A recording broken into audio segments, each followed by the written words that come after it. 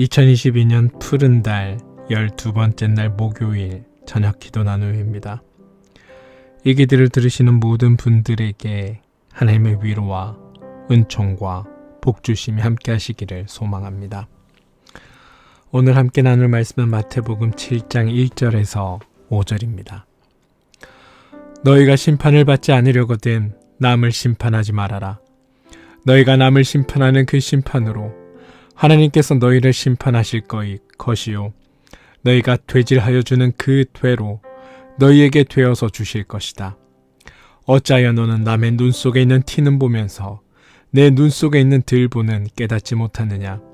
내 눈 속에는 들보가 있는데 어떻게 남에게 말하기를 내 눈에서 티끌을 빼내줄 테니 가만히 있거라 할 수 있겠느냐? 위선자야, 먼저 내 눈에서 들보를 빼내어라. 그래야 내 눈이 잘 보여서 남의 눈 속에 있는 티를 빼줄 수 있을 것이다. 마태복음 7장 1절에서 5절 말씀.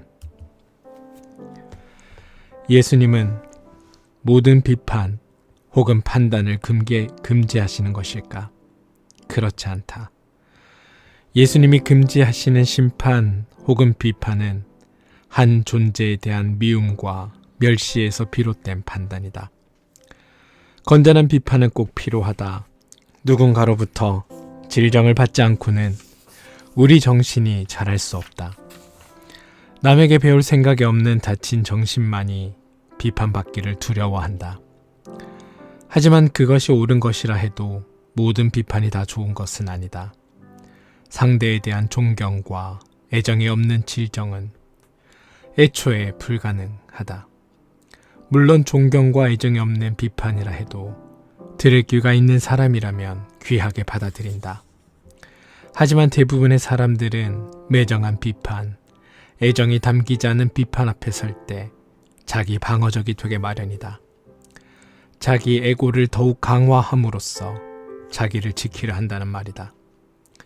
생명이 자리기 위해서는 적정한 온도가 필요하듯이 존재의 변화는 사랑의 품 안에서만 일어난다. 오지랖은 넓지만 팔이 짧은 게 문제이다. 누군가를 껴안을 때 팔이 엿가락처럼 늘어나는 사람을 만나면 마음이 절로 훈훈해진다. 그러나 가시처럼 다가서는 이들에게 상처를 입히는 이들과 만나면 우리 영혼은 피투성이로 변한다. 예수님은 누군가의 허물을 들추어내고 비판하기를 좋아하는 우리에게 말씀하신다. 어찌하여 너는 남의 눈 속에 있는 티는 보면서 내 눈 속에 있는 들보는 깨닫지 못하느냐? 이게 우리들의 모습이다.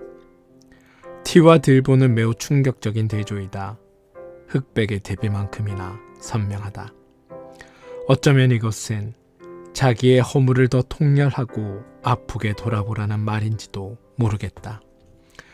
우리는 남의 허물은 크게 보고 자기 허물은 보지 못하는 청맹관이처럼 살고 있다. 내게는 못나 보이는 사람도 하나님이 보시기에는 소중한 사람이다. 왠지 주는 것 없이 미운 사람도 다른 누군가에게는 사랑스러운 사람이다. 이 마음 혹은 이 눈 하나 얻지 못해 인생이 무겁다. 인도 사람인 비노바 바베는 부단운동을 전개했다. 부단운동이란 지주들로 하여금 땅 없는 사람들을 위해 땅의 일부를 헌납하도록 하는 운동이다.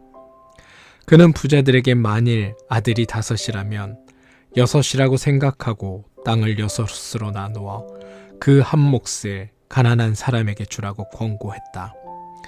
거의 불가능한 제안처럼 보이지만 그는 많은 땅을 헌납받아 가난한 사람들을 정착시켰다.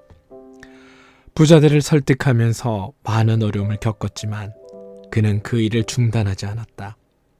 그것은 옳은 일이고 아름다운 일이었기 때문이다. 그는 사람들 속에 있는 선의 씨앗을 보았고 그것을 싹을 틔우도록 도왔다. 내가 지주를 만날 때도 마찬가지입니다. 그에게 많은 잘못과 단점이 있고 그의 이기심은 높은 담벼락처럼 완강합니다. 하지만 그에게도 작은 문이 있습니다. 그의 마음에 선량함이 남아있는 것입니다. 문을 찾으려 의지만 있다면 당신은 당신의 이기심을 극복하고 그의 삶으로 들어갈 수 있습니다. 어떤 사람을 대할 때 마치 담벼락 앞에 서 있는 것처럼 암담할 때도 있다. 하지만 그의 마음에도 작은 문은 있게 마련이다. 그 문을 찾아내지 못하는 것은 우리의 무지와 무능 때문이다.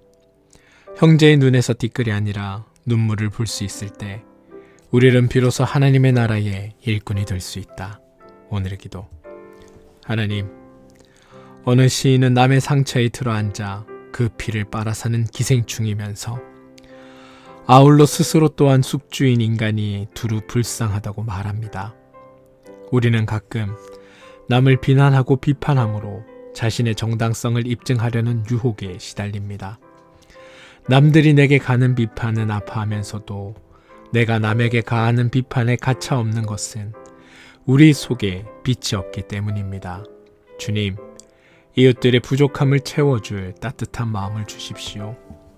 이웃들 속에 숨겨진 아름다움을 볼 수 있는 눈을 열어주십시오.